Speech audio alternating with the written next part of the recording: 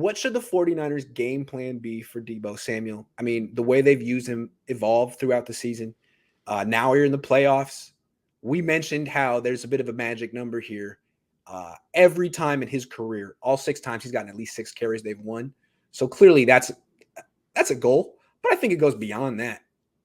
It does, because the 49ers need their run game to be successful on Sunday. And most times in the second half of this season where the 49ers have had those dominant performances, it is because of the contributions of Deebo Samuel. So I think between the two focuses of whether he's a wide receiver or a running back, the greater importance here is getting that run game going, because it sets up everything else. Getting into third and manageable situations where the Niners have a higher percentage chance of extending the drive and controlling the clock is critical. Again, you can't get behind in down and distance. And so I'm looking for Deebo to be used in the backfield in very creative ways. When you can stay on track, on target, in down and distance, you're going to limit those obvious opportunities for takeaways by staying on schedule and stay away from being one-dimensional, thereby limiting the Dallas pass rush. If the 49ers fail to get the run game going, it will have a domino effect in this game. They will be forced into difficult situations. Jimmy will have to make difficult throws. He will be under pressure. To me, getting Deebo going in the run game is paramount. Yeah, I agree with everything you said. I'm going to say something different here. Please do. I know 6 is the magic number, and that's great.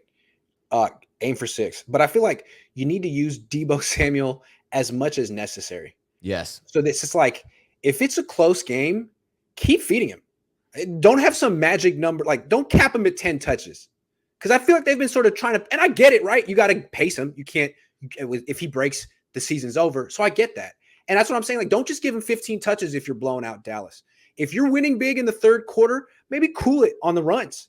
Because you got to do this again next week and the week after and the week. So if you got to give him 15 touches, do it. Don't lose, with him only getting 10 and thinking, well, maybe if we'd given him 15, we would have won. Don't let that happen. But at the same time, don't be up 20 and have Deebo Samuel get hurt. I guess that's all I'm saying. No, I would agree. Yeah, I think that they need to replay Fred Warner's halftime speech against the Rams, right? They need that message of, don't hold anything back. If we do not win this game, we don't play next week. So don't hold anything back in the tank. Don't believe that, oh, well, I'll get him next time. There is no next time if you don't win this game. So you must run Deebo as many times as necessary. And I really, again, to me, I'm looking at him as this is the best player in football right now. Yeah. And I don't know if he will be next year. I mean, these things change constantly. He'll be 26 next year, and he'll be a whole different thing. But right now, he's the best player in football. Don't lose with the best player in football on your team. He can throw. Let him. He could score 3. He could have had the hat trick last week. He could have the hat trick this week. Don't be shy with Deebo Samuel, but also put him in the garage if the game's out of hand, because he's the whole season. He's the whole season. Him and Elijah. Yeah, you got to get really creative with him. If I'm putting the over-under, if I say the over-under, if I set it at 7.5, Grant, where are you going with this one? Over or under? How many carries Deebo get? Over. Yeah. Over. I'm seeing double digit. Ooh, that'd be cool. Chris says, give Wilson Jr. the ball. Also keep Mitchell fresh. Yeah, that's a good.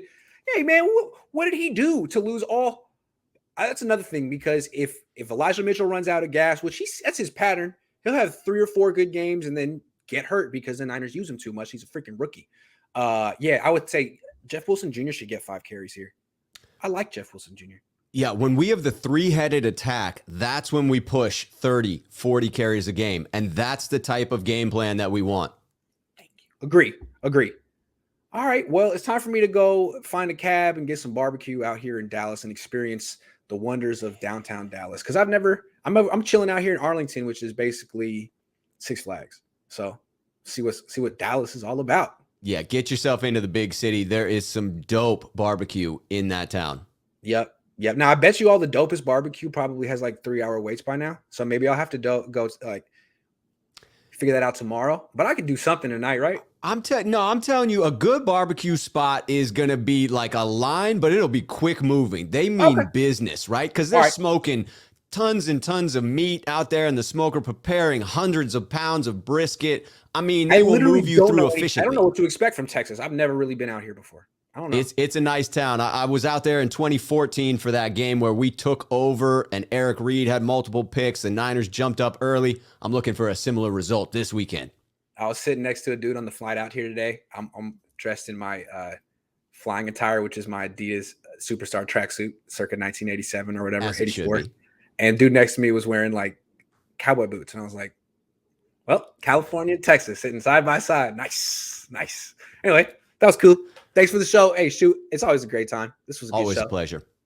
If you haven't already, make sure you subscribe to Rob Schuh's YouTube channel. It's A+. It's really phenomenal.